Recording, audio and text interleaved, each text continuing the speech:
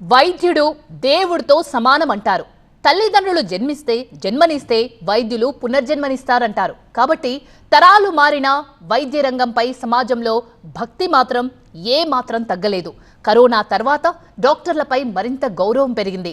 కానీ కొందరు డాక్టర్లు తమ వైద్య వృత్తికే అవమానం తెచ్చేలా ప్రవర్తిస్తున్నారు.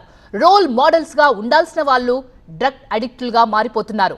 మొన్న వైజాగ్ డాక్టర్ ఘటన మరొక ముందే ఇప్పుడు హైదరాబాద్ లో మరో డాక్టర్ బాగోతం బయటపడింది. అసలు ఈ వైద్యులకు ఏమైంది? డ్రగ్ అడిక్ట్ గా మారడానికి రీజన్స్ ఏంటి? వైద్యో నారాయణో హరి అన్నారు పెద్దలు. అంటే వైద్యుడు దేవుడితో సమానమని. సమాజంలో డాక్టర్కు అంతటి హోదానిచ్చాం మనం. కానీ ఈ వరుస ఘటనలు వైద్య వృత్తికే మచ్చ తెచ్చేలా ఉన్నాయి. లేటెస్ట్ గా హైదరాబాద్ లో ఈగల్ టీమ్ కి దొరికాడు ఇదిగో ఈ డ్రగ్ అడిక్ట్ డాక్టర్. ఒకసారి కాదు, 2 సార్లు కాదు, ఏకంగా 20 సార్లు డ్రగ్స్ కొనుగోలు చేసి ఏకంగా హాట్ టాపిక్ గా మారాడు. ప్రజల రోగానికి మందులు వేయాల్సిన ఆ డాక్టర్ ఇలా మత్తులో తులుతుండడం షాక్ కు గురిచేస్తోంది. కోంపల్లిలోని మల్నాడు రెస్టారెంట్ నిర్వాహకుడు సూర్య దగ్గర డ్రగ్స్ ఉన్నాయి అనే సమాచారంతో ఈగల్ టీం వెంటనే అక్కడికి వాలిపోయింది. సూర్య ద్వారానే పబ్బులు, రెస్టారెంట్లకు డ్రగ్స్ సప్లై అవుతుందని తెలిసి మొత్తం 25 మందిపై కేసులు నమోదయ్యాయి. అయితే విచారణలో విస్తుపోయే వాస్తవాలు వెలుగులోకి వచ్చాయి. వినియోగదారుల్లో ఓ డాక్టర్ కూడా ఉండడం అందరినీ షాక్ కి గురిచేసింది. గచ్చిబౌలిలోని ఓ ప్రముఖ ఆసుపత్రిలో కార్డియాలజిస్ట్ గా పనిచేస్తున్న ప్రసన్న భాగవతం బయటపడింది. మల్నాడు రెస్టారెంట్ ఓనర్ సూర్య ఫ్రెండ్ హర్ష నుంచి కొన్ని రోజుల వ్యవధిలోనే దాదాపు 20 సార్లు డ్రగ్స్ కొన్నట్టుగా తేలడంతో అధికారులే అవాక్కయ్యారు. అంతకుముందు వైజాగ్ లో మరో ప్రముఖ డాక్టర్ కృష్ణ చైతన్య కూడా పోలీసులకు ఇలాగే దొరికిపోయాడు. ఢిల్లీ నుంచి విశాఖకు విమానంలో కొకైన్ తీసుకొచ్చి అమ్ముతున్న ముఠా ఆట కట్టించేందుకు అధికారులు వెళ్లగా కృష్ణ చైతన్య కహాని వెలుగులోకి వచ్చింది. 60,000 ఇచ్చి డ్రగ్స్ తీసుకురావాలని చైతన్య చెప్పినట్టుగా విచారణలో తేలడంతో ఆయన్ను అదుపులోకి తీసుకుని విచారిస్తున్నారు వైజాగ్ పోలీసులు.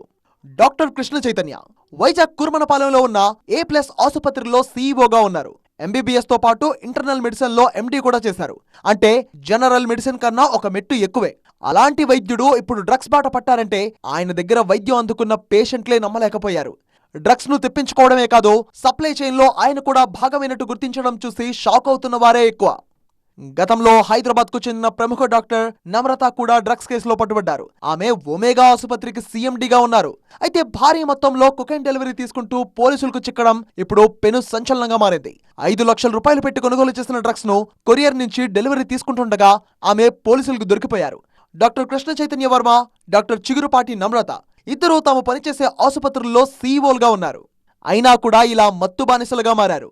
ఇక జగిత్యాలలోని మానస ఆసుపత్రిలో ENT సర్జన్ గా ఉన్న డాక్టర్ మదన్ మోహన్ కూడా గత ఏడాది డ్రగ్స్ కేసులో అరెస్ట్ అయ్యారు. ఈయన ఒక పెద్ద డ్రగ్ నెట్వర్కే నడిపారు. ఇక గత ఏడాది 2 జూనియర్ డాక్టర్లు డ్రగ్స్ కొనుగోలు చేస్తూ దొరికిపోయారు. ఇలా చెప్పుకుంటూ పోతే చాలా కథలే ఉన్నాయి.